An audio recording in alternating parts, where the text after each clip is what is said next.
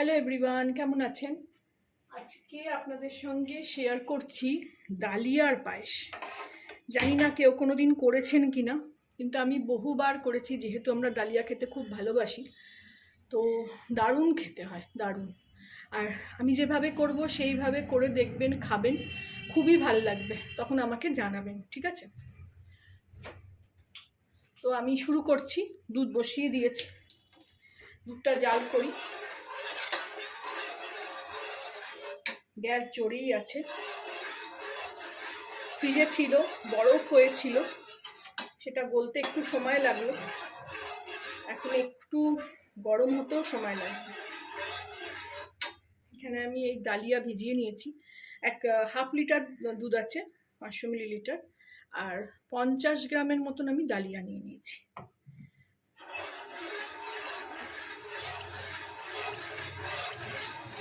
অনেকে অনেক রকমের পায়েস করেন।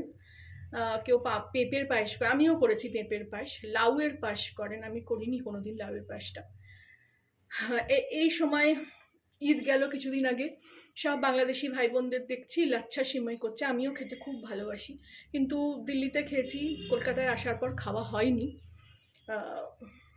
তার মধ্যেও সিমইয়ের পায়েসটা আমি খুবই করি, সেটাও আমি যখন করব আপনাদের সঙ্গে শেয়ার করব। খুব ইজি প্রসেস। সোশ্যাল মিডিয়ায় হয়তো অনেক অনেক রকমভাবে আছে, কিন্তু আমি সবসময়, আপনারা জানেন, আমি খুব ইজি প্রসেসে খাবার রান্না করতে ভালোবাসি, আর করিও, আর সেটা অনেক সুস্বাদু হয়। যেমন কিছুদিন আগে কচুর শাক করেছিলাম, এত অসাধারণ খেতে হয়েছিল নারকোল দিয়ে। ধুতে গিয়ে হাত চুলকোচ্ছিল, আমি বলেছিলাম আপনাদের চুলকোচ্ছে, কিন্তু খাওয়ার পর কিচ্ছু হয়নি। সেটা আমি ক্যাপশনে লিখেও দিয়েছিলাম যে গলার কোনো ক্ষতি হয়নি। প্রথমে দুধটাকে আমি গরম করে নিয়ে ফেরত আসছি। দেখুন, দুধ ফুটতে শুরু করেছে। এই সময় আমি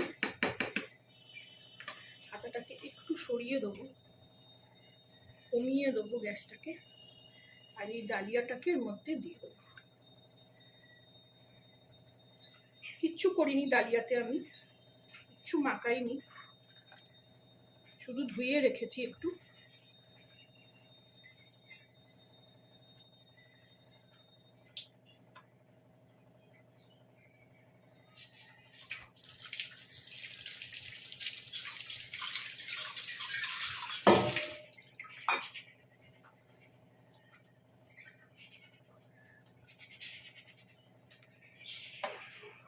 এটাকে ভালো করে মিশিয়ে নেব,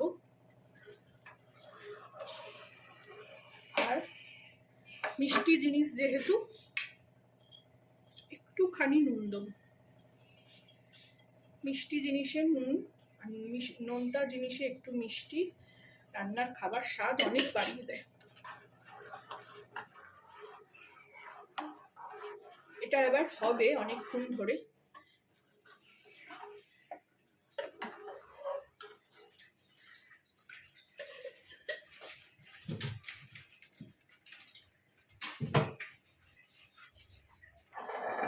আর একবার ফুটে যাক, তারপরে আমি কমিয়ে দিয়ে বেশ ঘন হওয়া অবধি রান্নাটা করব। কারণ কলকাতায় এই দুধ একদম জলের মতো, একটু ঘন না হলে খেতে ভালো লাগবে না। যেহেতু পায়েস, আগে একদিন ডালিয়া শুধু করেছিলাম, যে ভাত, কার্বোহাইড্রেট ভাত রুটি বেশি খাওয়া উচিত না। তো ছেলে বলল মিলেট খাওয়া ভালো, তো তুমি একবেলা ভাত করো, একবেলা ডালিয়া করে নাও। তো আমি একবেলা ভাত করলাম, একবেলা ডালিয়া করলাম। তো সেই ডালিয়া খেয়ে নিয়ে একটু বেঁচেছিল। পরের দিন দুধ গরম করছি যখন, 2 চামচ ওর মধ্যে দিয়ে আমি আর ছেলে খেয়ে নিয়েছিলাম, মানে জল খাবার হিসেবে। আমার মেয়ে ভালোবাসে না, আমি আর আমার ছেলে ডালিয়া খেতে ভীষণ ভালোবাসি। এরা মিষ্টি ডালিয়া, নোনতা ডালিয়া আবার মেয়ে খুব ভালোবাসে, মিষ্টি ডালিয়া আবার ছেলে খুব ভালোবাসে। তো দুজনের মতন করেই আমাকে সবসময় রান্না করতে হয়। এখন ছেলে এসছে, চলে যাবে আবার জুলাই মাসের 6 তারিখে। তো যে যতটুকু পারছি করে খাওয়াচ্ছি। যা গরম, এভাবে হবে জিনিসটা। আর আমি একটা ট্রিক্স দেখেছি, সেটা বেশি দুধে কিন্তু অ্যাপ্লাই হয়নি, দুধ উদলে পড়ে গেছে। যেহেতু হাফ লিটার দুধ আছে, মেয়ের জন্মদিনের সময় হাফ লিটার দুধের পায়েস করেছিলাম, চালের পায়েস, অসাধারণ খেতে হয়েছিল। আর ছেলের সময় করেছিলাম আবার বাতাসা দিয়ে, সেটাও দারুণ খেতে হয়েছিল। ও বললো বাতাসা দিয়ে খাবে। তো ওই সময় এই ট্রিক্সটা অ্যাপ্লাই করেছিলাম, সেটা কাজে লাগেনি, সব দুধ উদলে পড়ে গেছিলো। কিন্তু মেয়ের সময় যেহেতু কেউ ছিল না, আমি আর ও ছিলাম, হাফ লিটার দুধেরই পায়েস করেছিলাম। তো তখন আমি এইভাবে দিয়ে গেছিলাম, এইভাবে পায়েসটা হচ্ছিল, উদলে উপরে উঠে আসেনি। তো আমি এখন এইভাবেই এটাকে রাখবো যতক্ষণ না দুধটা একটু ঘন হচ্ছে। তারপরে আমি চিনি দেবো, ছোট এলাচ এই সময়ই আমি একটু দিয়ে দেবো। এইভাবে আপনারা করে দেখবেন, কম দুধে, বেশি দুধে কিন্তু হবে না, এটা আমার এক্সপিরিয়েন্স। অনেক সময় বাজে জিনিস অনেক কিছু হ্যাকসে দেখায়, সেটা কিন্তু আদৌ ঠিক হয় না। তো ফিরছি আমি, চিনিও দেবো আর ছোটো এলাচও দেবো। ফিরে আসলাম। আমি এই সময় একটু এরকম ছোটো এলাচ খুলে এরকম দিয়ে দেবো।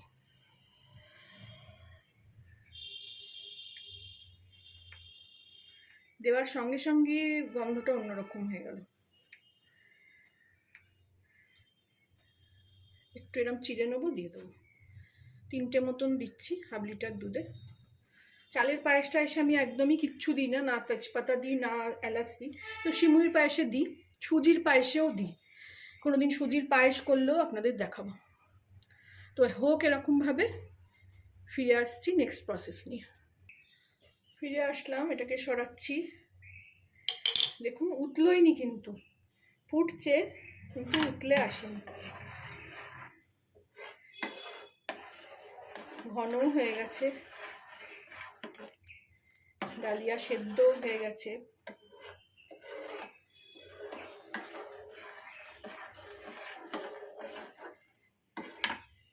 এইবার আমি এতে চিনি দিয়ে দেবো।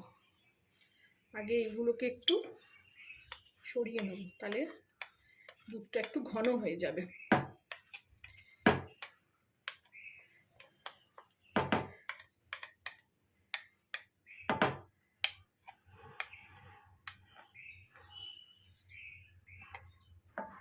আপনারা চাইলে এতে একটু গুঁড়ো দুধও দিতে পারেন, কিন্তু আমি দিই না সবসময়। রোজকার খাবারে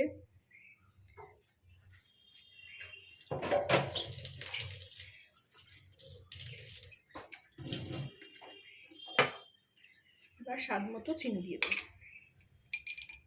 এটা বাতাসা দিয়েও করতে পারেন, আর শীতকালে নলিন গুড় দিয়েও করা যায়, খুব ভালো খেতে হয়।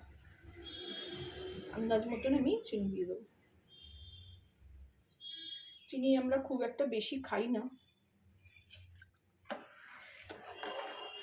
ঝপ করে পড়ে গেল, এতেই হয়ে যাবে।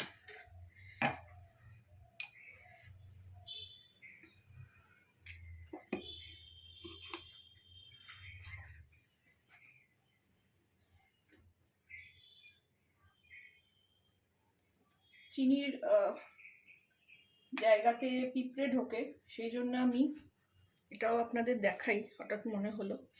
এই চিনির জায়গা, এটা আমি একটা ওপরে এরকম কাপড় দিই, দিয়ে ঢাকনাটা দিয়ে এরকম চেপে দিই, বোঝা গেল?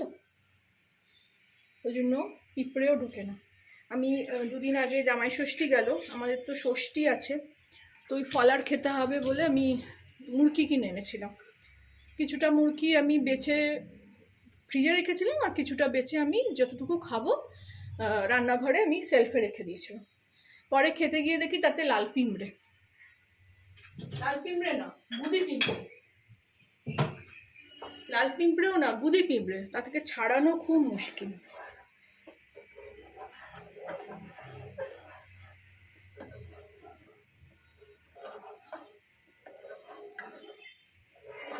আঁচটা একটু জোরে দিয়ে দিলাম, চিনিটা গললে একটু আবার লিকুইড হবে।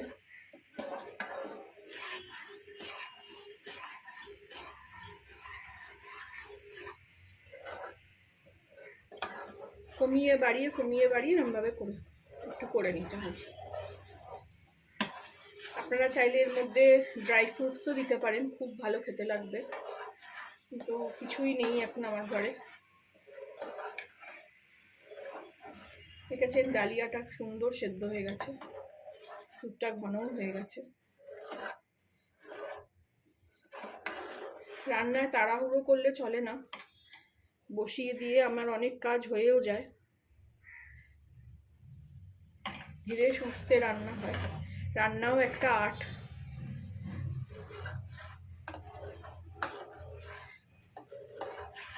আপনারাও এইভাবে করে খাবেন ডালিয়ার পায়েস। কেমন লাগলো আমাকে জানাবেন, ভালো লাগলে আমার চ্যানেলটাকে একটা লাইক, শেয়ার অ্যান্ড সাবস্ক্রাইব করে দেবেন। Thank you for watching.